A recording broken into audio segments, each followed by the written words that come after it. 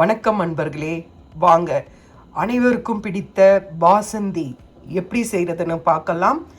பாசந்தி செய்கிறதுக்கு நான் 1 லிட்டர் பால் எடுத்திருக்கேன்.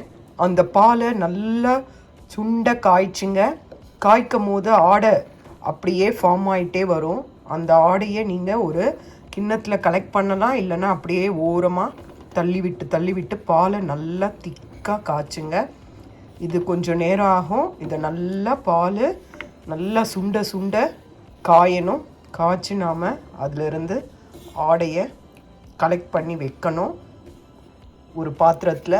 அப்படி இல்லைன்னா இந்த ஓரமாக ஒதுக்கிட்டு இருக்கிற பாலை நல்லா காய்ச்சிடுங்க. நல்லா கலரி கொடுத்துக்கிட்டே இருங்க. வாங்க பார்க்கலாம். பாருங்கள், இந்த மாதிரி ஆடை ஃபார்ம் ஆகும்போது இந்த ஆடையை அப்படியே நீங்கள் எடுத்துருங்க.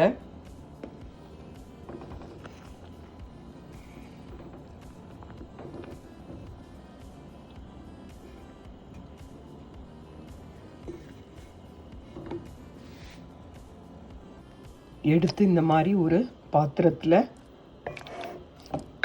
பாருங்க சேர்த்து வைங்க. பாசந்தினாலே அதில் இருக்கிற ஏடு தாங்க விசேஷம். சாப்பிட அப்படியே ஏடாக வரும். நல்லாயிருக்கும், ரொம்ப நல்லாயிருக்கும்.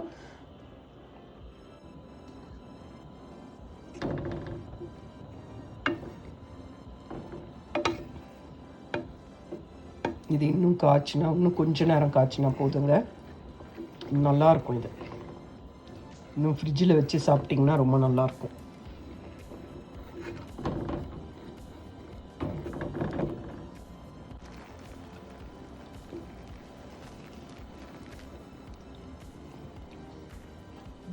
பாருங்க, உங்களுக்கு தெரியுதா?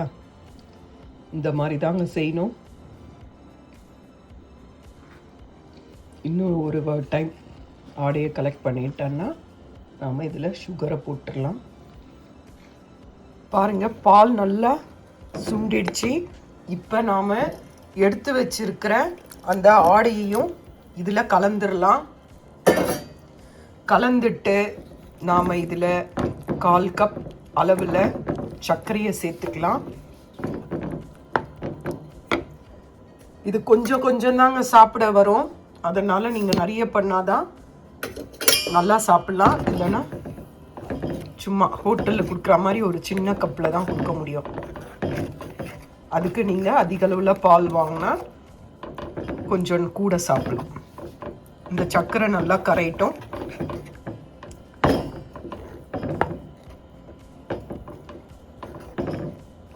உங்கள்கிட்ட குங்குமப்பூ இருந்தால் கொஞ்சம் குங்குமப்பூ போட்டுக்கோங்க. இந்த சர்க்கரை நல்லா கரைஞ்சோடனே ஏலக்காய் பொடி போட்டுக்கலாம். குங்குமப்பூ போட்டாச்சு, ஏலக்காய் பொடி போட்டாச்சு. நல்லா கலந்து விடுங்க.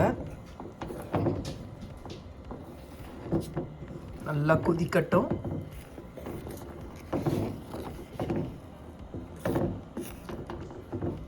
நல்ல கமன்னு வாசனையாக இருக்குங்க. அதே மாதிரி இது செய்யும் போது அடி கனமாக இருக்கிற பாத்திரத்தில் செய்யுங்க, இல்லைன்னா பேனில் பண்ணுங்க.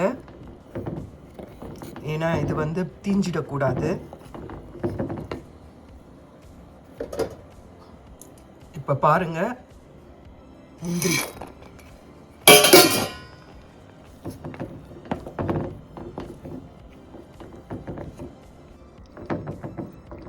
பாருங்க, திராட்சை, பாதாம் பருப்பு, முந்திரி எல்லாம் போட்டாச்சு. அடுப்பை அமுத்திடுங்க. இது நல்லா ஆறின பிறகு சர்வ் பண்ணுங்க. ஃப்ரிட்ஜில் வச்சுட்டு கூட சர்வ் பண்ணுங்க, இல்லை ஆறின பிறகு கூட கொடுங்க. ரொம்ப நல்லா இருக்குங்க. சுவையான பாசந்தி பாருங்க, பாசுந்தி ஸ்வீட் ரெடி ஆயிடுச்சு. இதை ஃப்ரிட்ஜில் வச்சு செஞ்சு சாப்பிட்டு பாருங்கள். இது ரொம்ப நல்லாயிருக்கும். தேங்க்யூ ஃபார் வாட்சிங்.